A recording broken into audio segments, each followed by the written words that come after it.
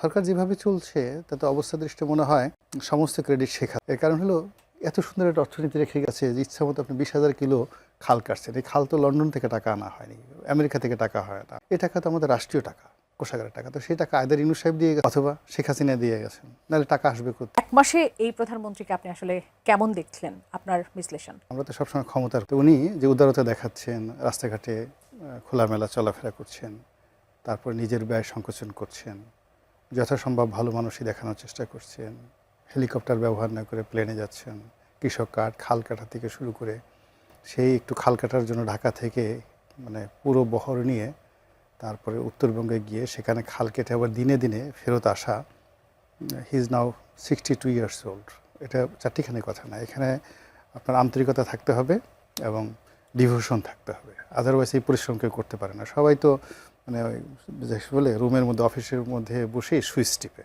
এখন তো টেকনোলজির কারণে সে তো খাল কাটা উদ্বোধন করতে পারতো তার রুমের মধ্যে, বলো এক মাটি এনে বলো যে ঠিক আছে একটু মাটি আনো, মাটি আনো, ওখানে একটা কোদাল দিয়ে একটা কোপ দেই, হ্যাঁ ওখান থেকে সেইভাবে হলো আর কি। সেই কাজ না করে তিনি প্র্যাকটিক্যালি ফিল্ডে যাচ্ছেন, দৌড়াদৌড়ি করছেন।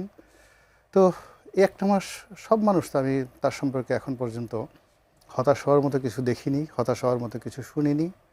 কিছু আতেল আছে আমাদের মতো যারা সব কিছুর মধ্যেই নেতিবাচক দিক দেখে, তারা হয়তো ভিন্ন কথা বলছেন এবং এটা বলবে, এবং এটাই রাজনীতির সৌন্দর্য। কেননা যে কোনো সাউন্ডই, শব্দই আসলে বিফলে যায় না।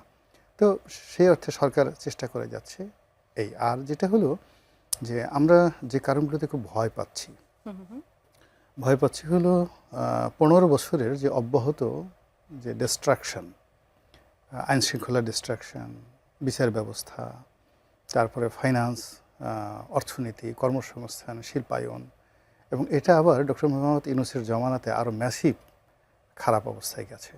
এবং ওই সময়টাতে এরা সবাই খুব মিথ্যা কথা বলেছে, মানে মিথ্যা কথা বলেছে। স্বয়ং ডক্টর ইউনূস থেকে শুরু করে প্রত্যেকটা লোক এক একজন একেবারে কথা শিল্পী, এমন সুন্দরভাবে তারা মিথ্যা কথা বলেছে যে সারা দেশ দুধ এবং নহরে ভাসছে। তো সেই দিক থেকে নতুন সরকার আছে, আমি মনে করি তাদের উচিত হলো যে অর্থনীতি এবং যে অন্যান্য যে জায়গাতে রাষ্ট্র ব্যবস্থাপনায় তারা যে সমস্যাগুলো মোকাবেলা করছে সেইগুলোর ব্যাপারে খোলামেলা জাতিকে জানানো এবং বলানো।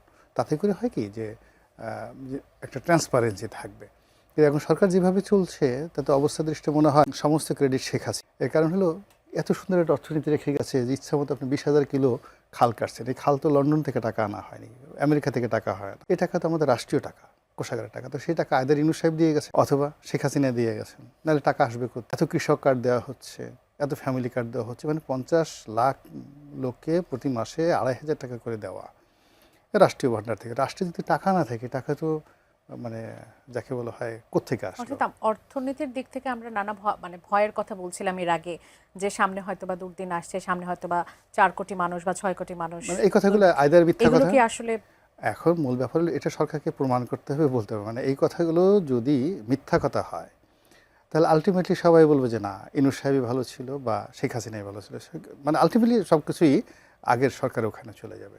তা আমার কাছে যেটা মনে হচ্ছে যে সরকার যদি ট্যাক্টফুল হতো তাহলে খরচের খাতের তুলনায় যদি আয়ের খাতটা প্রথম কয়েকটা মাস দেখাতো বেশি আয় করতে হবে, এই সমস্যা আছে, এই সমস্যা আছে, তারপরে ধীরে ধীরে আস্তে আস্তে ছাড়লে মানুষ খুশি হতো যে আমি কাজ করতে চাই, কিন্তু আগের সরকার সব ফুকলা করে গেছে, আগের সরকার সব নিয়ে গেছে, তাহলে এগুলো অনেকটা ডিপ্লোম্যাটিক হতো।